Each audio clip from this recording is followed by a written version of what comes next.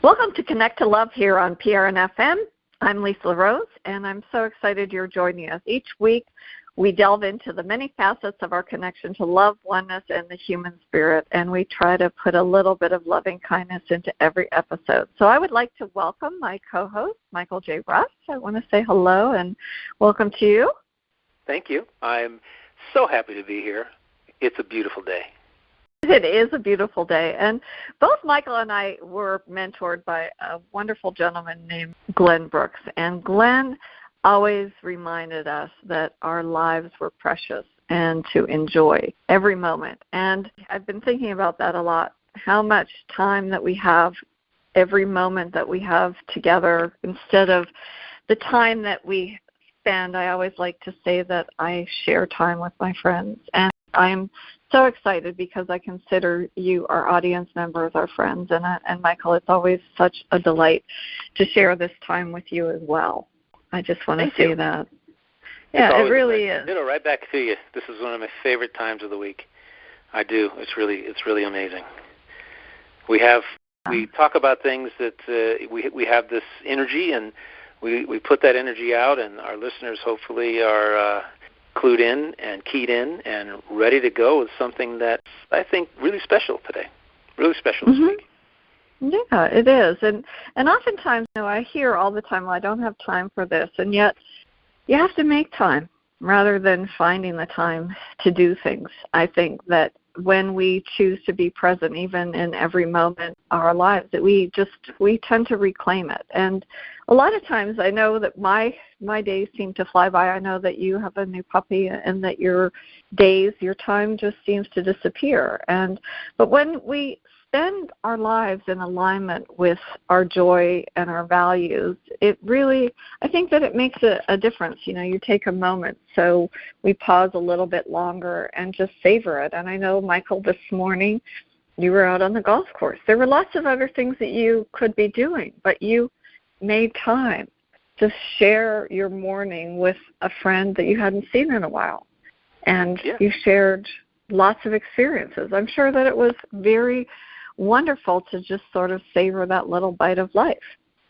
It was. I got to tell you, it always feels wonderful to prioritize something you really, really enjoy. Get up early in the morning and have that be the sole purpose of the morning.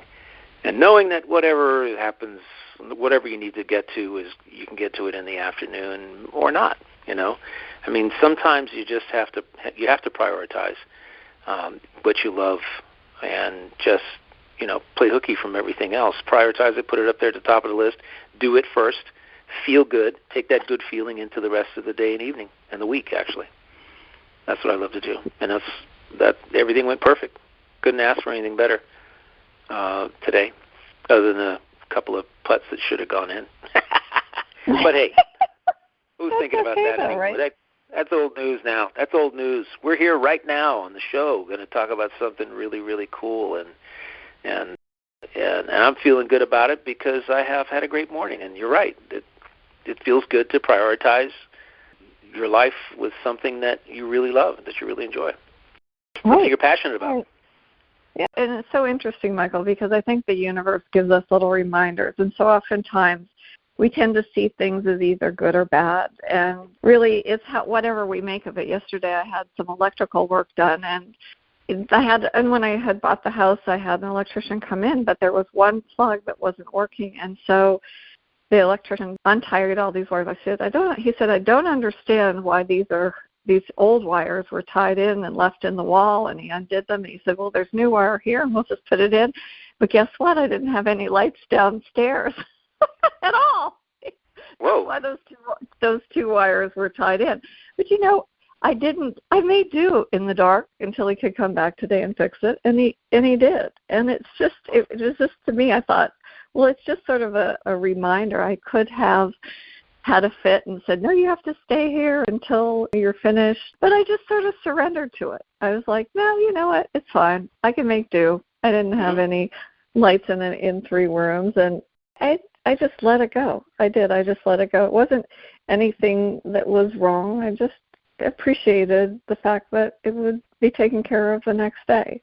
And I think sometimes we have these little invitations from the universe for all of these different experiences, just to allow us to sort of reflect on what might be next. And so it gave me a little bit of different perspective. I ended up taking a little bit of a power nap, and then later on I woke up in the middle of the night and I got all the things done that I needed to do. It might sound a little bit crazy to some people, but I was actually very productive because I have no distractions. So it was just really wonderful. But it's the simple things in life, and I think that you tune in. So I didn't have light, so it gave me a new perspective.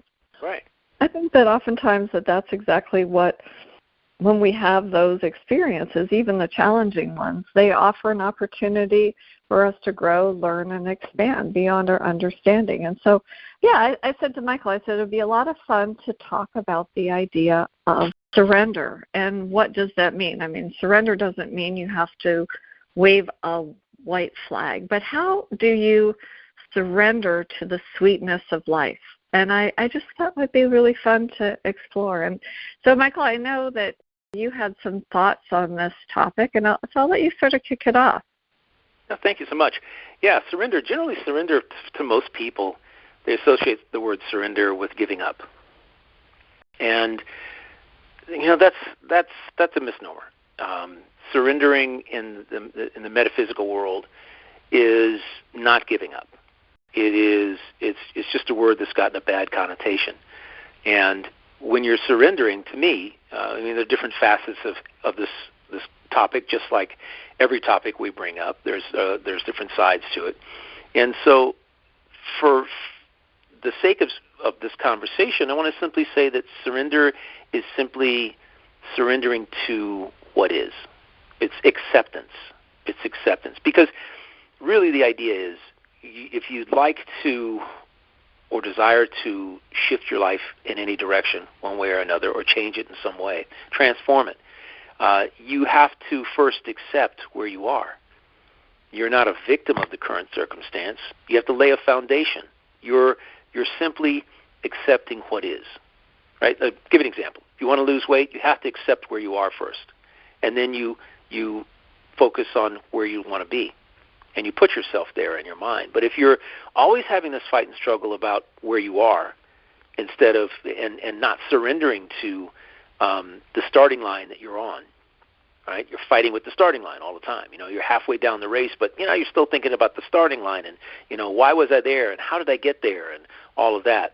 Forget all that. You surrender to that and you just let it go. As a good friend once told me, just flush the past down the toilet, and now you can start fresh. That's right. Yeah, that's an interesting way of putting it. But, it's old news. Yesterday, the moment that just passed is old news. You have a clean slate. Our biggest issue, challenge in life is adhering to that it's old news, accepting, surrendering to the fact that the past is old news. You can't go back and change it. You can't relive it. I don't know. My Wayback Machine isn't working right now. Mm-hmm. And I don't know anybody who is. So we're basically where we are. And we happen to, as human beings, torment ourselves about some foible or mistake or something that didn't go right that we're not willing to accept because we're still talking about it. We're still sharing it on social media. We're still putting it out there. We're still carrying the feelings that were ignited by whatever that event was. And so surrendering is letting all that go, letting it just float away, right? It's a piece of paper that you throw in a fireplace and burn, and it's gone. It's up in ashes, It's up in smoke, and it blows away, right? Whatever metaphor you want to throw in with it to make it happen for you, the idea is simply to surrender to and accept what has happened. And that clean slate is you giving yourself permission. Surrendering is giving yourself permission to set a new course and be on that course. Mm-hmm. That is what it gives you permission to do. That's my view. Now, I'd love to hear yours if it differs in some way. No, I think what you said, Michael, is absolutely fantastic. And it made me think about the highs and lows in life, and that, like, even being out on the water and you watch the waves come up and they come down. And I don't know anybody whose life is like a lake where it's just still and there is no movement. And I think if our lives were like that, it would be really a little bit boring. You know, it's the highs and lows of my days. Sometimes you have things that are unexpected. Here I thought, okay, my electricity's done, and then I go down the street and at another property I have, and we have really high winds. And guess what? The winds caught my door, and it blew it right off. And so I've got one more thing to fix. Yeah, it does that. Geez, but it's okay. I mean, it's fine. The door's still intact. I need to get the door frame done. But I thought to myself, it's sort of like that metaphor. So I just think that as we sort of connect with the idea of that surrendering, and you accept, as you said, the past, and just be in the present moment, just as it is, whatever it is. And my door will get fixed, and it will be, I won't even remember probably a week from now anything about it. No. I hope not. I know. Because there's so much more life to enjoy than, But listen, this is a great moment to take of this example to simply say, this is what I was talking about. This is what people will do. That why do we not, let's flip the script here a second. Why, when don't we give the same reverence to the most brilliant things, the miracles that happen to us in life? Why don't we do that? Because if I were to ask somebody, a friend of mine, he would probably say, because I don't believe it happened. You see, so there we go. We stifle ourselves. That we have to give the same reverence, the same attention, and energetic focus to the awesome things that happen to us, the brilliant things that occur. We deserve miracles, and when they happen, we're like, I don't know how to deal with this.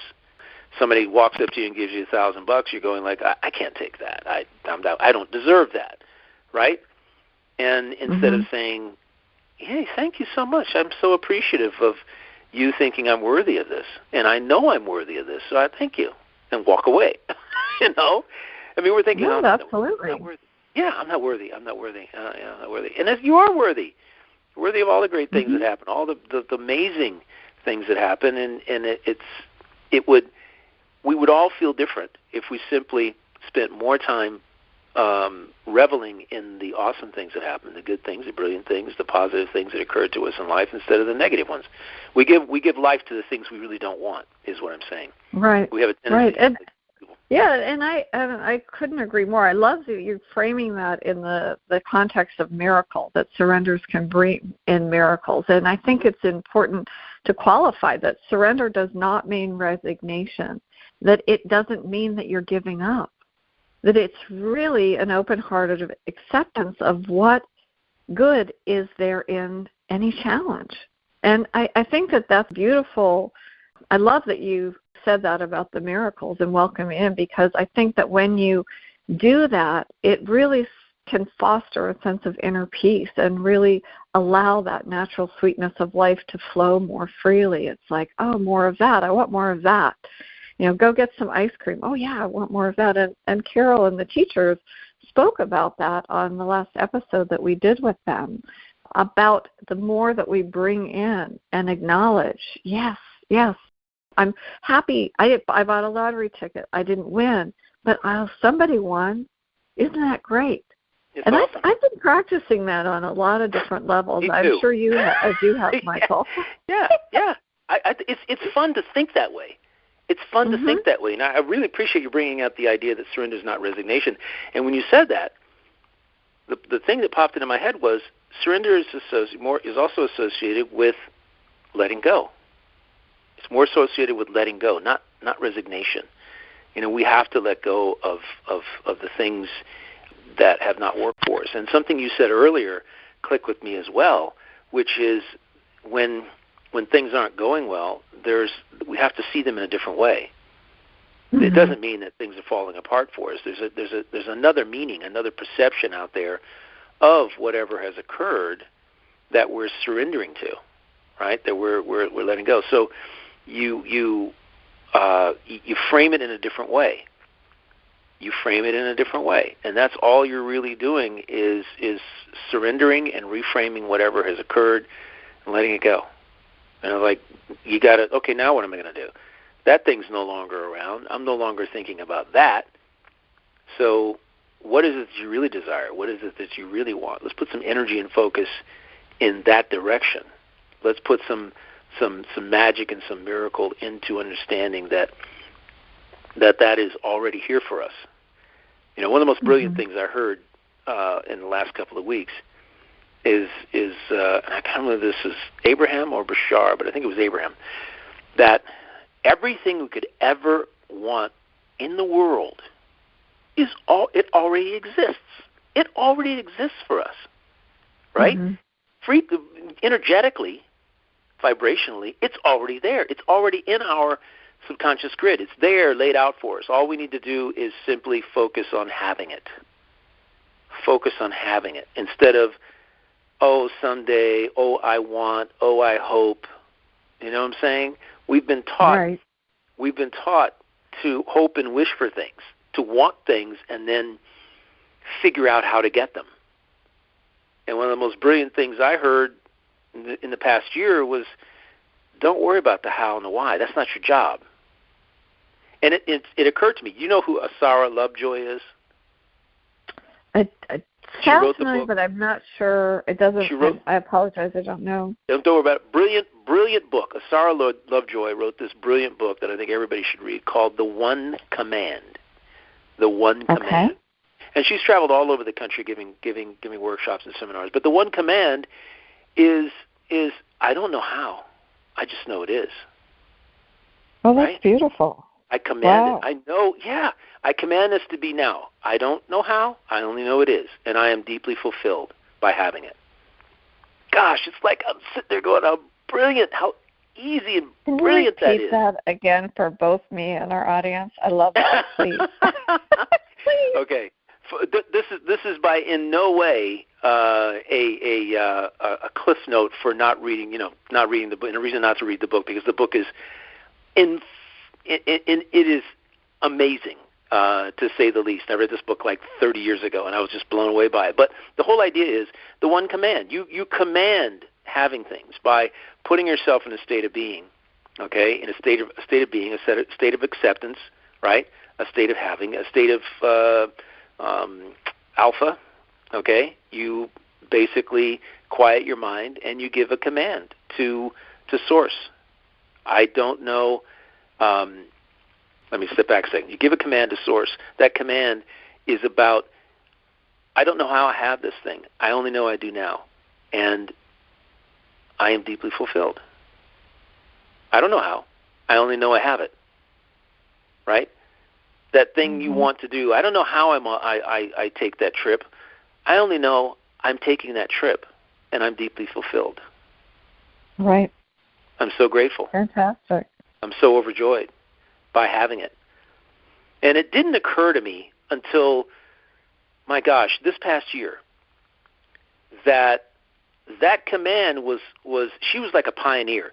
It was all about forgetting about, leaving the how and why up to your higher self, your angels, your guides, source, God, whatever you want to, however you want to frame it. And it's about having it now, about framing your mind so you have it now, and you get rid of the how. The how is the trip up, because the how is, when we focus on how and why, that's where our dreams get tripped up. Because we start thinking rationally. We go into our head, out of our hearts, which is where we're supposed to be, grateful for having whatever it is that we want, right? Grateful for having it now. And being able to simply derail the whole how and why you have it. How do you get there, right? We've been taught, and this boggles my mind, because kids get taught, you work hard, you go to school, you get the degrees, that's how you get there, right? You either get a trade or you get a degree, you get a great job, you work, you save, you retire, and you live this awesome life. The question is, why are we so focused on the how? What it puts us on is a train that never stops. It is from the moment that we go that we leave kindergarten, preschool, kindergarten, we go into first grade. Now we've got to get organized. We've got to sit at little desks. We have to go into this whole, no more playing, no more creativity, like you were in kindergarten and preschool. None of those activities that spark imagination and all those things. Now we have to actually learn things, right? We have to learn how to write. We have to learn how to read. We have to learn how to do these things. We have to fit in this little box. And so what happens is that we are constantly put on this track of how and why. How do I get there? Well, let's break it all down. Here's step 1. Here's step 2. Here's step 3. Here's step 4. And what you do is you get overwhelmed by all of that completely, to the point where you may not do anything. You look at it and go, gosh, that's just way too hard. I don't think I could ever get there. Fear and doubt creep in, blah, blah, blah. Before you know it, you're still sitting in the same couch 3 years later because you're like, I could never do that. I could never, ever, ever do all that. And then you got people who are highly driven and got 3 PhDs and, they're perpetually in school and learning and all of that. So the idea that Asara Lovejoy had decades ago was what we are actually talking about today, what the teachers are talking about, what Abraham is talking about, what Bashar is talking about. They were talking about, look, you don't put a vision board up and say, I will be there someday, I wish for this, I desire that. You're like, if you're not in that picture feeling it and knowing you're there, right? It doesn't matter how you get there. You're in that picture. I'm there. I'm on that beach. I'm sitting in that chair. I've got that cocktail in my hand, right? And it feels so good. I sit back and I close my eyes and I feel it. I feel how awesome it. Feel the breeze blowing across my face. I'm so grateful. I feel the water, my toes in the water, and I'm so blessed to be there. That's what Asara Lovejoy was trying to tell us 3 decades ago. Right. And it's beautiful, right? I don't know how I get there. I just know I am. It's so great. Yeah, you already see yourself there. I do that all the time. I already see myself there. I don't know. And then I put it out there. I don't know how it's going to happen. But I say, I don't know how. Like right. I empower that statement. I'm not looking for how. You figure it out. Like I'll let the universe. And Abraham used to say, you have your side of the plate, and then you've got this other side of the plate. If there's too much on your side of the plate, you can pile it on the universe and say, okay, I don't know how that's going to be taken care of, but I know you're going to figure it out. Exactly. And I love that all of these teachings are coming back through. I mean, I love the poets Rumi and Hafiz, and I love all of the different things that came through Marcus Aurelius. And you find all of these things, and that's why I love that you brought up Asara Lovejoy. It is such a great reminder that even though the teachings were from many years ago, it doesn't mean that they're not as poignant and applicable today as they were then. It really is. It's just fantastic. And I love the fact that you brought up the classroom, because I think that life is a classroom. Every experience that we have invites us to grow and expand, no matter what it is, And if we stop resisting what is, and we stop being in the how things are going to happen, I think even in the toughest moments, how am I going to get through this? I don't know, but you know what? Tomorrow's a new day. And so we invite in grace, and we surrender, and we let go of the need to control every little moment of our lives. There was an exercise that I had learned many years ago where you just sort of put your hands on your heart, and if you choose to, you could put them in prayer position, and you just kind of take your hands and you extend them with the palms up, and you allow your hands just to receive. And you say, this too is part of my becoming. And I always love that, because it's like you just take a deep breath, and it kind of brings in that Zen-like state of peace. It's just that this too is part of my becoming. Who are you becoming when your soul chose to incarnate on this planet? You had a life purpose. You had a life path. You don't know how you're going to get there, but you will get there. You will, wherever it is. And it's just let go of controlling. Like, okay, I need to be there by a certain date. I would say to people, move the marker. Like, it's okay if you had a goal and you didn't achieve it by the date that you visualized. It's okay to move it. It is okay. Yeah. When we did that summit, the Centered In Summit many years ago, I had guidance that I was supposed to do this summit, and I don't know how to do a summit. I've never done a summit. And so I said to Spirit, okay, if you want me to do a summit on this topic, I have no skill set. Bring in the people that I need. And I reached out, and there's 2 other people. Next thing you know, we had one of the college professors in the community offered some assistance and some suggestions. And then I found a gentleman outside of the country that was able to do the back end stuff, and I created the graphics.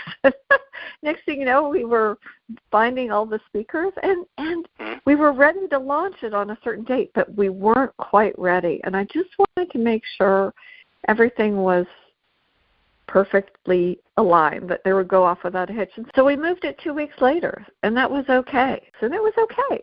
It was fine. Nobody knew because we hadn't advertised that it was going to be on a certain date. It was fine. Just you have to do that sometimes. You have to allow yourself that grace and surrender and just let it go and know that everything will work out. And it was it. And I look at that time and I look at the teachings that everybody shared. It was so powerful. And it was one of the sweetest moments. And I was grateful, Michael, that you were able to be a part of it too. Mm-hmm. It's wonderful. It's just really wonderful. I do think it's excellent.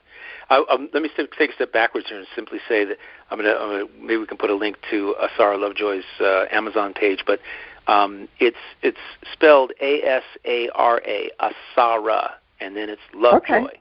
Lovejoy put together. She's got several books out.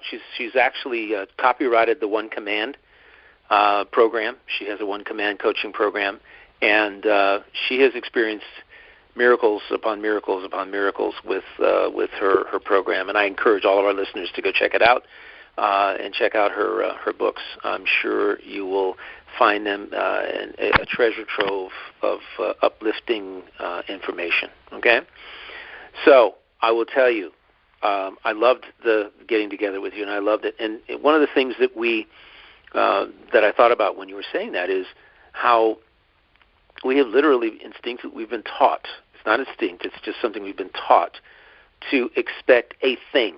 Okay, so you have a thing. You're focus hard on this thing. I want this house that's 3,000 square feet. It's got a kitchen that looks like this and a bathrooms that look like that. It's got a yard that looks like this, and that's my thing, right? You put that on your vision board. You've drawn out the plans for it, right? The plans are there. You've measured them all out. The driveway should look like this. Notes that happen. It should be in this part of the country, and so you're so detailed as to even where all the electrical outlets are. I mean, you've just really put it out there.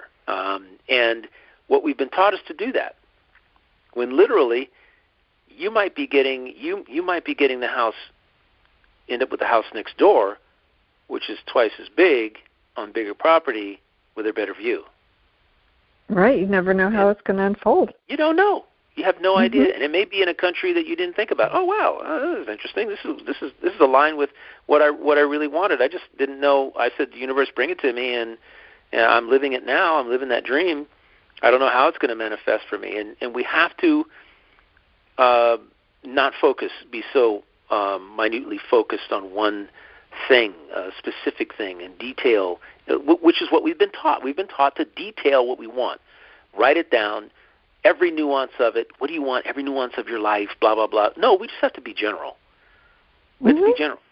And we have to believe that we're already there, that we're already experiencing it, that it's already so, That's where we have to be with it.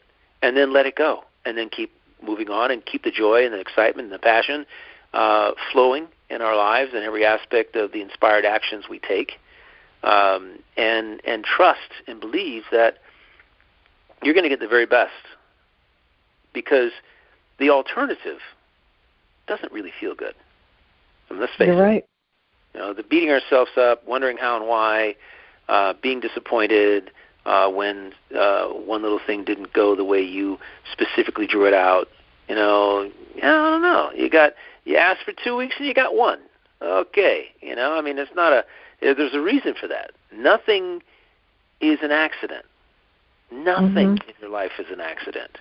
Maybe the other week wasn't given to you so you could meet somebody else because you're supposed to be somewhere else doing something with someone else, right? And yet people will beat themselves up because it didn't happen exactly the way they wanted it to, because they're only in that little box. It was interesting because how many times have we talked on the show about being in traffic and being upset that we're in traffic, right? Being upset, people say, "Oh my gosh, it's road rage going on because you're just all out of it. You're out of sorts, right? Because you're in a traffic jam and you're going 5 miles an hour and you've got to be somewhere in an hour and you're not going to get there, right?" And it was interesting because this exact example was given by Z, who Lee Harris channels. Lee Harris in the book. Literally, I'm listening to the book on the way to the golf course, The Future Human. The Future Human is the name of the book, right? Right, The Future Human. Unbelievable, all channeled, just like the teachers, their books are all channeled.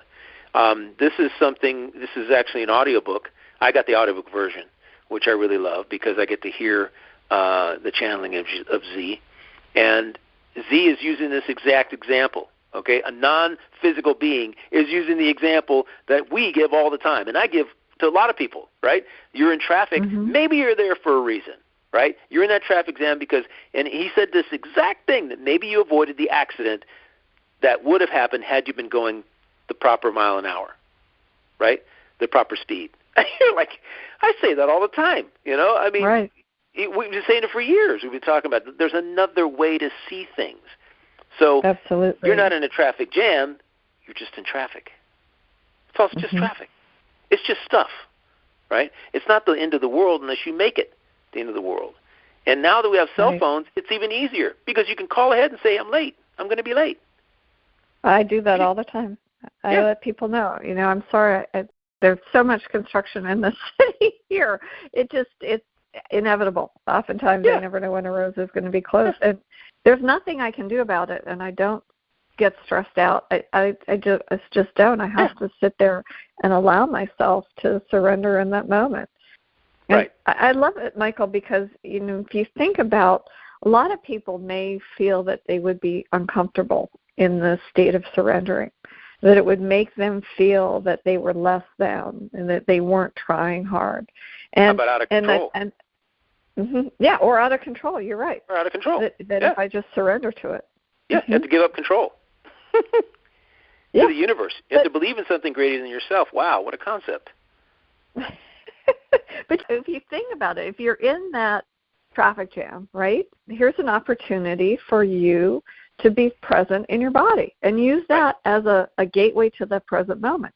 So you can't move somewhere. So maybe you just feel the sun's out and you feel that sun on your skin. So there's that sense of touch. It allows you to tune into that sense of touch, or your sight. You look around and all of a sudden you're noticing, wow, I didn't notice those flowers, or geez, this is really a beautiful part of town. Normally you're zooming through it, or there's a new restaurant that I could go to, and then you have your window down and there's scent. Oh my gosh, sometimes the aromas that come from restaurants are so delicious. You're like, wow, that pizza smells really good. I don't know what they're cooking in there, or barbecue. Wow, I love that. Yeah, there you go. Yeah, and then you've got that sense of taste. It's like that joy of savoring a bite of something, that ice cream. Just enjoy it. And really, I think that is part of what surrender is all about. I mean, it allows you. So you're surrendering to the bliss of that feeling and just savor it. Savor it. That's the sweetness of life. That is the sweetness of life. Not being so busy that we can't enjoy. And I love that you brought that up, because enjoy. And I've always said that. I never say to somebody, have a nice day, because I always feel like I'm just like slopping it on, like I'm in the cafeteria like, here, have a nice day. Have that. Rather than say, like, enjoy a beautiful day. And then you're in joy. You're in that joy. Yeah, please be enjoy. Savor that moment. Yeah, I know. I'm sorry. I went from delicious pizza smells to that, but it is. I think, Michael, if I had to ask you, what if you surrendered to one sensory moment that made you feel alive this week, what would that be? Oh, wow. One sensory moment that made me feel alive this week. We took my mom out to dinner Friday evening. We took Mom out to dinner on Friday evening, and I was really savoring that moment because we go to our favorite restaurant. Everybody knows us, the manager, the waiters, the staff, everybody, servers, and it's always a joy to go there and to have what that kitchen prepares. And to me, that was one of the most savoring moments. And I don't know, playing golf today was another one. You know, I have so many of these things. It's like when you start to program yourself to savor things that occur. You know, every time I look at the little corgi and I see this little face, you know, I told you this story before he came on air, but he picks up everything off the floor, and with me and me alone, it's a game. He picks something You're up. a good playmate. Yeah, he looks at me. And he knows he's not supposed to have what he has in his mouth. He knows it, right? Corgis have little feet. They can run under everything. And little short legs with little big feet and big ears. And they developed this little personality. His personality is he's cobalt for a reason. It's a mischievous elf. Okay? And he's turned out to be exactly that. Because he just, you know, I say, "What have you got there?" And he backs up and gets ready to run. And then I take a step, and he runs. You know, and I'm never going to catch him. He's too fast. He's too small. He's running under everything. And I can see the smile on his face every time I stop. He's like, I got this, and you're not getting it from me. And, you know, it's just hilarious. Funny.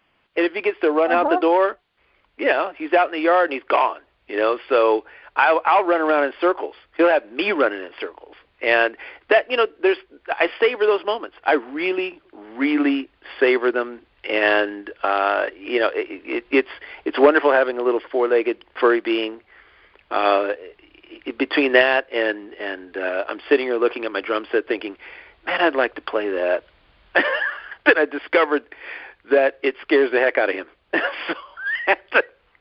I had to figure out what to do with him, put him outside when I want to play. You know, Cat, no big deal. Cat can sleep through it in another room. But him, what is all that racket? And he's like hiding. I found him hiding somewhere downstairs. And I said, oops, can't do that anymore.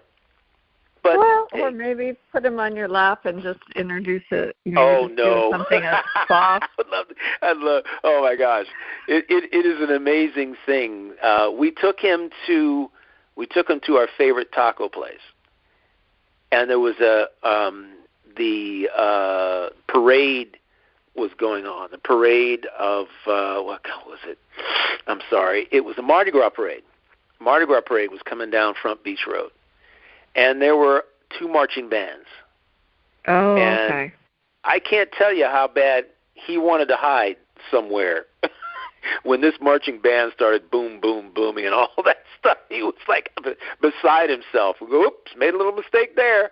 You know, he's like, what is all that racket? What is this? You know, and he's got this look of abject fear on his face because he's hearing these sounds. It's just the what I savor are the moments that he discovers something new. That's beautiful. It's That's fantastic. Beautiful. I sit there for a moment and I just go, it's so true because it's like that sweetness of life. It isn't reserved just for grand occasions. It's woven into the fabric of our everyday moments. Yeah. And that's exactly, I do the same thing. I mean, I have lots of dogs. Sometimes this morning I had Reggie the parrot who he's coming into allowing me to pet him and have him be on my arm. And today, I asked him if he wanted to come on my arm, and he came on my arm, and he came on my shoulder, and we walked around, and he was chatting it up, and he was having. For me. It's been probably 6 years of being around this bird who would try to bite me, and it just was not happy. He was not. I don't know, but he knows how to mimic my voice, and it's actually really hysterically funny. I'll be in the other room, and he'll be sure talking, mimicking my voice, and he'd be like, "Hi, Reggie." Like I always say, "Hi, Reggie." But it's those simple little things. To me today, it was like winning a lottery ticket. Yeah. For me to be able to interact with him, and that was a really sweet moment for me to be able to savor. Yeah. And it really brings that up. But again, the same thing. I had to surrender to my fear of this bird. That's because true obviously they sense it, right? So I had to sort of let that go, and it's been working, and it's okay. We're in a good place now, so I'm really quite happy with that. I think it's fantastic. 6 years. Your patience. Patience is a virtue. You have to have patience. There's no rushing the miracle of that occurring. You just can't wish it into existence because you can't control that other being. You just have to be there and keep giving the love and not being upset when that love is not returned. Eventually, that love will be if it's given without the need for reciprocation. This is the biggest issue that I find. Some people that I know, they say thank you, and they want somebody to acknowledge that they said thank you, or they say, there has to be an acknowledgement that you care for someone or that you love someone. They have to say it back, and they have to say it back in a certain way. And it's like, what is this? Kindergarten. We're the idea. We'll have to have a show on unconditional love, because I that was a really, really great section of Lee Harris's The Future Human book. We're talking about unconditional love. What does that really mean? We throw the word out there, batter it about, hit it over the net with like pickleball and like a pickleball, and but really, do we know what it really means? It means giving without the need to receive, without needing reciprocation, giving without reciprocation, without demanding the other person give you equal back. It's not being judgmental, right? And so it's deeper than we're giving it credit for. It's so superficial in everything that we come across in life. But the depth of real unconditional love is something that would take a whole show, and we'll dedicate a show to something like that in the next or so. But yeah, that is such a beautiful thing to have Reggie, give himself to you in that way. That's really special. Yeah, it was very, very sweet.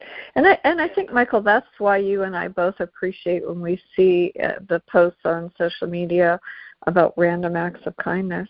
Oh, yeah. Because it's that giving and not expecting anything back, not wanting anything. That it fosters that connection and warmth and that love. And that's really what this show is all about. It's about fostering that connection, that loving connection, and not expecting anything in return. And I think when we, even in the process of setting intentions for joy, we consciously look for and create moments of happiness. So even in the smallest things, it does not have to be anything grand.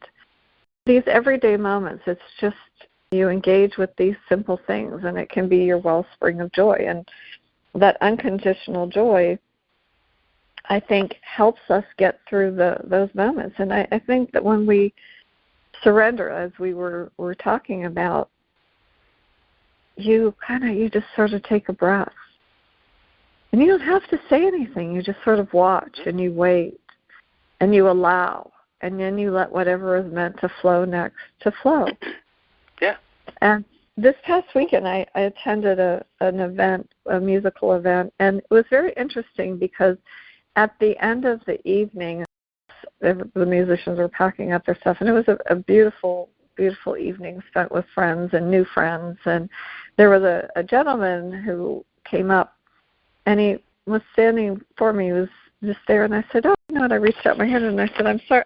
My name's Lisa." I said, "I don't believe that we've met." And he looked at me, and he said, "We have met before." And I said, "Oh, I apologize. I don't remember where." I said, "Where did we meet?" And he just quieted for a moment, and he just looked into my eyes, and I just looked into his eyes, and I was like, "Oh, I said, oh, it's soul connection. We have met before, just maybe not in this time. But it was very, I'll tell you, the energy, and as we were talking, and I just said to him, I said, I don't mean make you feel uncomfortable. I said, would it be okay if I gave you a hug? And then we just exchanged a very sweet, wonderful hug, and it's sort of like this remembrance of connection. And I left that evening, and it was just so pleasant to not only have a beautiful evening of music and friendship and fellowship, but to connect with very special souls like that. It was just, that was one of my sweet moments. That was definitely one of my sweet moments. I love that. It's interesting because someone had said once, and I don't know if it was Doreen Virtue or somebody else, that we in this lifetime that we're living and enjoying, there's nobody that we've come in contact with that we haven't in the past. There's no stranger. In some past incarnation, we've run into everyone we've ever connected with. It's really interesting to think of it that way. Mm-hmm. that we have had some sort of connection, no matter how brief. There's no one in this lifetime that you haven't also connected with in some other lifetime on some level, and that's a really interesting thing. We're all playing a part, playing a role in this grand play of ours. Each of us has scripted, and surrender is a tool that we can use. And I simply want to tell our listeners here on PRNFM that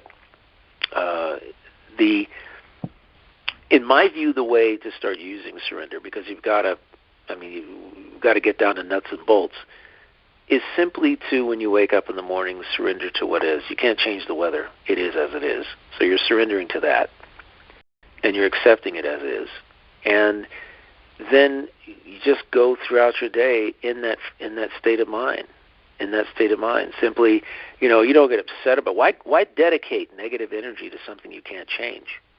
Mm-hmm. Is what I'm saying. We do that all the time. We try to change the fact that something went wrong, that we forgot to buy milk, or we forgot to buy eggs, or we forgot to buy whatever it is that we eat for breakfast in the morning. You wake up, it's a beautiful sunny day, but you forgot. So listen, you need to surrender to it. Let it go, and maybe you were meant to go to the coffee shop to meet somebody in particular, or to actually give to perform an act of kindness for the person who gives you your sandwich or your coffee. What you were supposed to do that morning instead of eating at home. There's all kinds of different reasons or in perceptions that we can have basically about why things are the way they are, but I prefer a positive one. And I always think Absolutely. That way. Maybe I was supposed to not go through the drive-through, but go in through the door and actually stand in the line for a moment and actually connect with the person who's taking my order. Maybe because they might be having a little bit of a challenging day. They might need to be reminded that love exists in the world, that kindness exists, and mm-hmm. You're the one who's pulled the straw to do that. Okay, that cosmic straw, you pulled it that morning, and you're supposed to go, and that's why things aren't working out at the house, right? Pull that cosmic straw. That's beautiful, yeah. Michael. I love that. Yeah, truly. It reminds me of the quote by Maya Angelou: "Life is not measured by the number of breaths we take, but by the moments that take our breath away." And I've always loved that quote from her. And she did not have an easy life. No, she didn't. Before she became a poet. Nope. And it was all of those things that she surrendered to that brought forth that beauty. It really did. It brought forth all those beautiful words from her, all those experiences. And I think that each of us have those different invitations to mm-hmm. be curious, open-hearted, and gentle with ourselves and gentle with our past. And as you said, you just sort of, like if you had it in your hand like a dandelion that is ready to be released into the wind, just blow it and let it go. Because that sweetness of life is always available to us whenever we choose to sort of surrender and drink it in, however it is. Yeah, that's so true. It's something came popped in my head when you were saying that. That when we to say to our audience, when you are feeling out of sorts, you're feeling upset, you're feeling angry, fearful, doubtful, any of those lower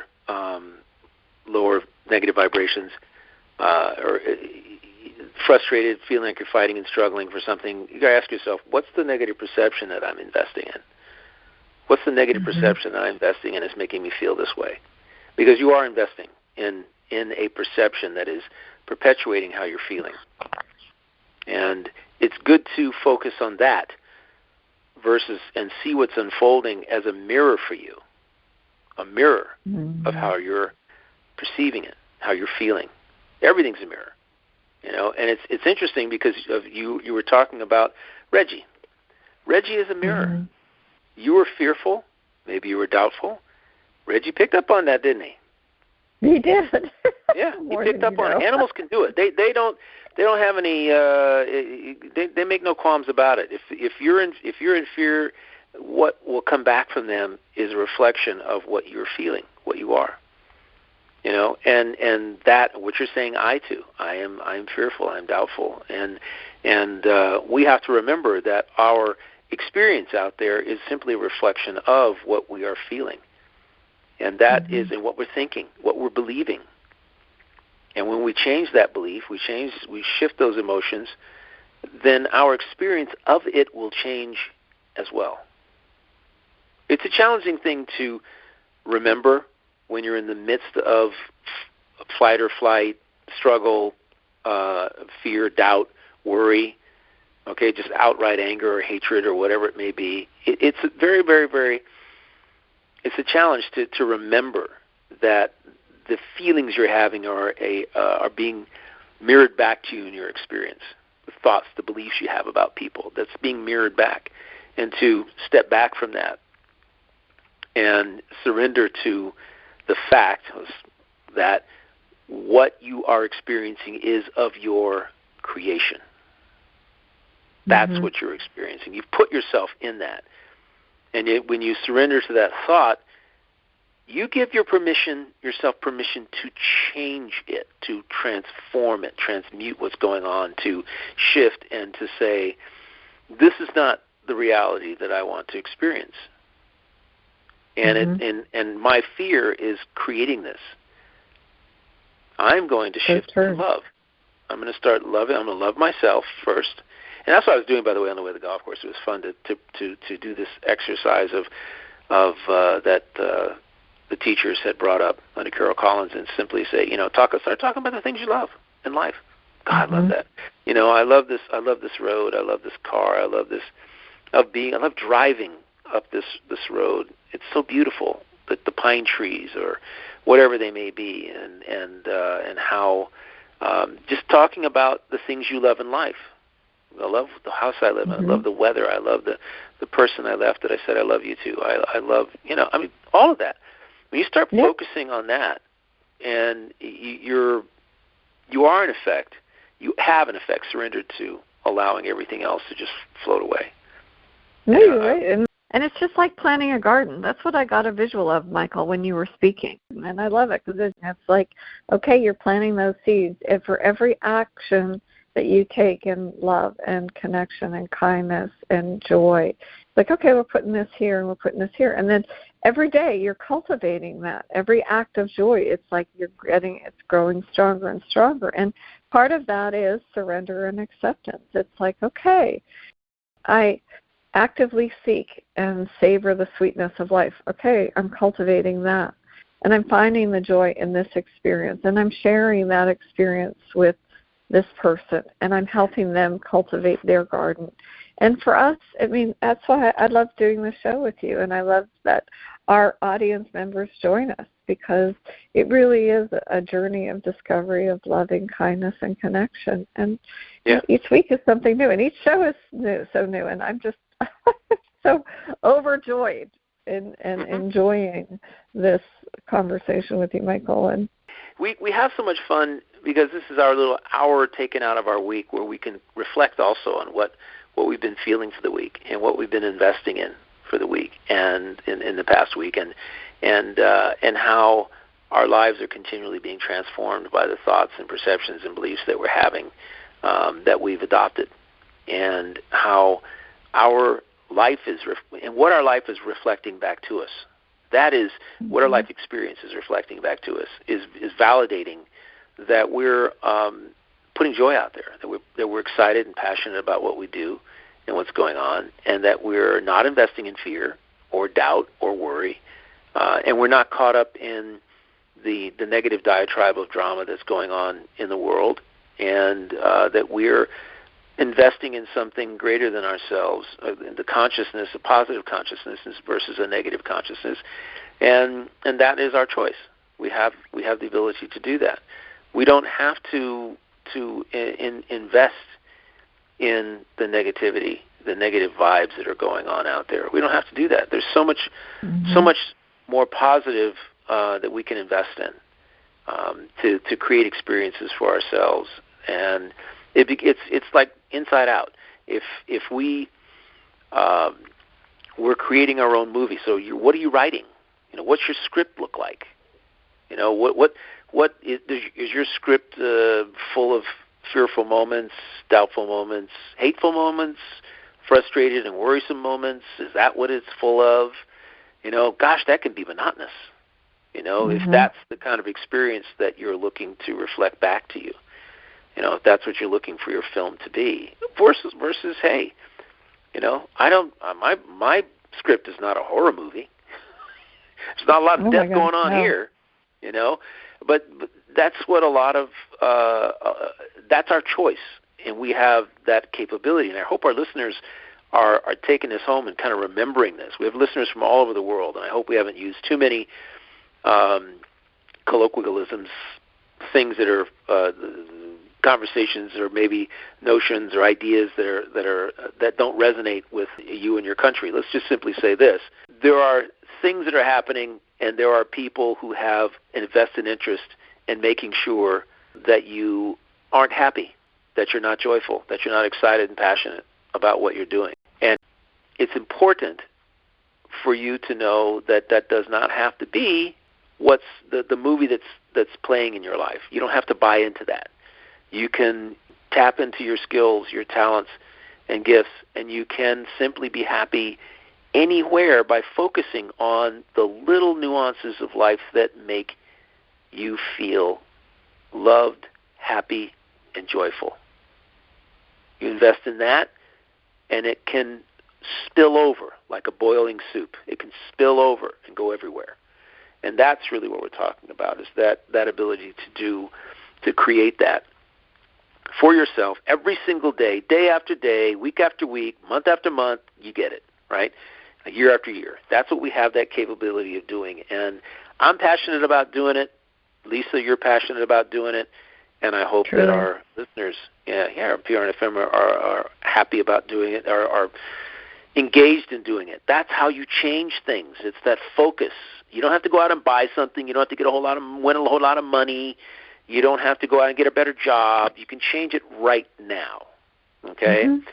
I appreciate being on the show with you and every single day, and having the conversations we make. They bring my life so much love, so much joy, so much happiness. And what can I say? It's a blast hanging out with you once a week. Okay? Likewise. All right. And I just want to take a moment to say thank you to all our listeners here on PRN-FM. And I just want to say that it's such a blessing to be with all of you and encourage you to be curious, open-hearted, and gentle with yourselves. And remember, it's the simple, joyful practices that help us reconnect with life.